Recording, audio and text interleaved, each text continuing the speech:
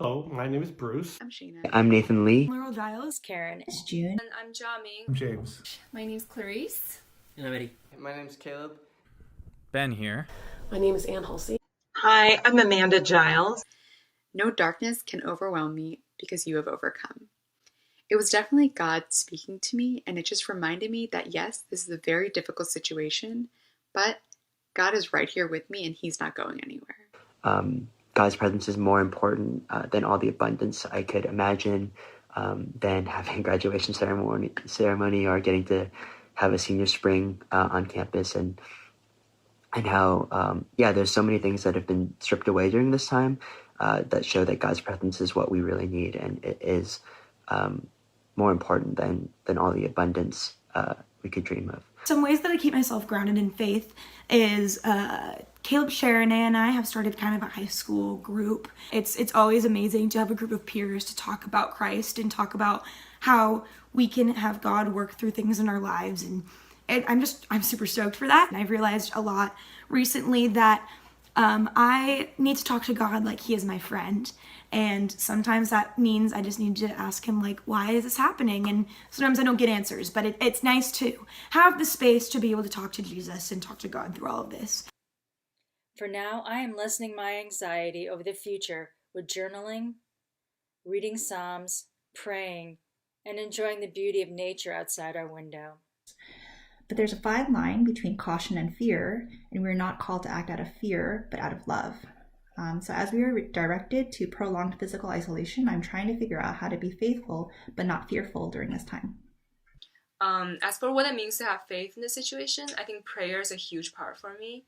Not just praying for myself, but also praying for the world, because it really helps me to put my anxieties and fear into perspective. Two verses that actually really spoke to me is Romans 12 through 13, which says, "Be joyful in hope, patient in affliction, faithful in prayer, and share of the Lord's people who are in need. Practice hospitality." And those two verses, I think, really capture how I want to respond to this situation. So I've been spending a lot of time in prayer and thinking about how I can really apply that to the way I live. Youngshire has sewed very cute masks for us to wear when we're out and about in hopes that we minimize touching our faces. But there are times when it does feel like we've been put here for a moment just like this to provide a bit more faith and hope for those who are worried or in despair. I've really deepened in my conviction that as the people of God, our prayers have power. As a person of faith, I've really felt the call to just pray and seek God's intervention in a situation that has felt really desperate and where I feel like we've definitely come to the end of our resources on a human level. I'm trying to change my perspective to see that this is my real life, that I don't need to look to a year out or 18 months or whatever it is to try and find peace and rest. That actually the whole point is for me to find peace and rest today, because it doesn't depend on anything changing. It just depends on me and my relationship with God. The one thing I'm really grateful for is I've had the chance to read the Bible a lot more. I mean, I guess not have the chance. I guess it's more of a choice. But just having nothing to do, I've been reading the Bible a lot more, and through that I've been feeling like I've been getting closer to God, because it's really, I think that for me, it's not about God being there. For me, it's me reaching out to God. It's like God's always going to be there, but unless I reach out, there's development that doesn't happen. So, the question that I've been pondering now is, what can we do to grow the faith of others and reach out to others in this time?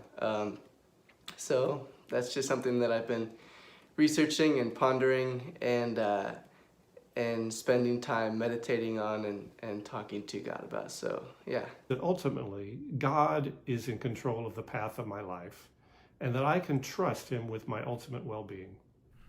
We were praying. We were meeting in community. We were connected, and we sort of belonged to each other. And that didn't change. Nothing changed. Other things became way more difficult, yeah. But we are still caring for each other. So that's super, super exciting. And then it says this, cast all your anxieties on him because he cares for you. God cares for us.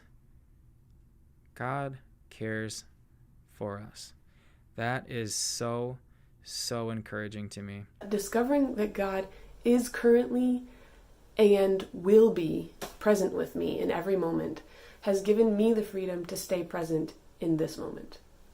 If the plans do fall through, God will be present with me, sharing that grief, and he will faithfully take that wreckage and do something beautiful in me through it. These things are temporary. These things are not eternal. And to recognize that all of the blessings that I have had, all the security that I've had, has always come from God and not from my own effort or my own, anything of my own making. And I'd like to thank Pastor Susan for giving the younger generation a voice. I'll close with John 14:27. Peace I leave with you, my peace I give you. I do not give to you as the world gives. Do not let your hearts be troubled, and do not be afraid. Stay well.